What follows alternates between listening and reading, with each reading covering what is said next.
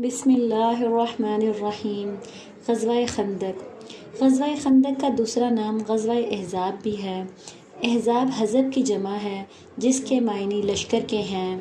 اس جنگ میں عرب کے تمام قبائل نے مل کر مسلمانوں پر حملہ کیا، اس لیے اس کا نام غزوہ احزاب ہے۔ اس کے علاوہ اس جنگ میں مسلمانوں نے اپنے دفاع کے لیے مدینہ کے گرد خندق کھودی، اسی لیے اسے غزوہ خندق بھی کہتے ہیں۔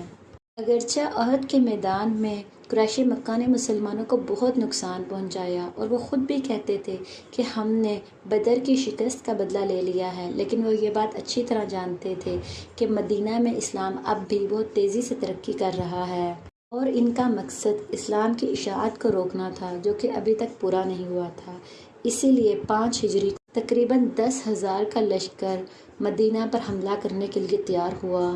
حضور پاک صلی اللہ علیہ وآلہ وسلم کو اس حملے کی پہلے سے خبر تھی، اسی لیے آپ نے صحابہ کرام سے مشورہ کیا اور حضرت سلیمان فارسی رضی اللہ تعالیٰ عنہ کے مشورے پر مدینہ کے گرد خندق کھودنے پر اتفاق ہوا۔ اور یہ حکمت عملی ایران کی تھی، عرب میں اس سے پہلے رائج نہ تھی۔ خندق کھودنے میں تمام صحابہ نے اور خود رسول اللہ صلی اللہ علیہ وآلہ وسلم نے بھی حصہ لیا۔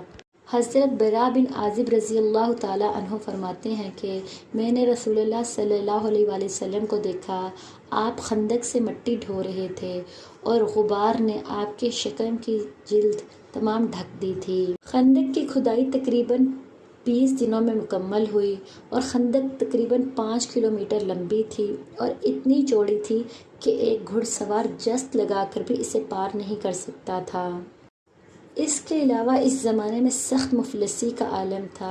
خندق کھودنے کے دوران کئی معجزات بھی رونما ہوئے۔ بہرحال جب یہ 10,000 کا لشکر مدینہ پر حملہ آور ہوا تو خندق دیکھ کر حیران رہ گیا اور مجبوراً انہیں خندق کے دوسری طرف پڑاؤ ڈالنا پڑا۔ کچھ کفار نے خندق کو عبور کر لیا، جنہیں حضرت علی رضی اللہ تعالیٰ عنہ نے قتل کیا۔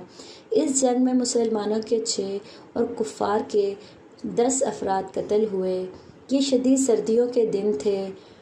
ایک رات شدید آندھی آئی جس سے کفار کے خیمے اکھڑ گئے اور کئی کفار بیمار پڑ گئے، اسی لیے انہیں مجبوراً اپنا بوریا بستر سمیٹ کر واپس جانا پڑا۔ ان کے جانے کے بعد رسول اللہ صلی اللہ علیہ وآلہ وسلم نے مجاہدین کو بھی اجازت دی کہ وہ محاذ چھوڑ کر اپنے گھروں کو چلے جائیں۔ اس جنگ میں حضرت سلیمان فارسی رضی اللہ تعالیٰ عنہ نے نہایت جوش و خروش سے حصہ لیا۔ اس پر انصار کہنے لگے کہ سلیمان ہم میں سے ہیں اور مہاجرین کہنے لگے کہ سلیمان ہم میں سے ہیں۔ اس پر حضور پاک صلی اللہ علیہ وآلہ وسلم نے فرمایا کہ سلیمان میرے اہل بیت میں سے ہیں۔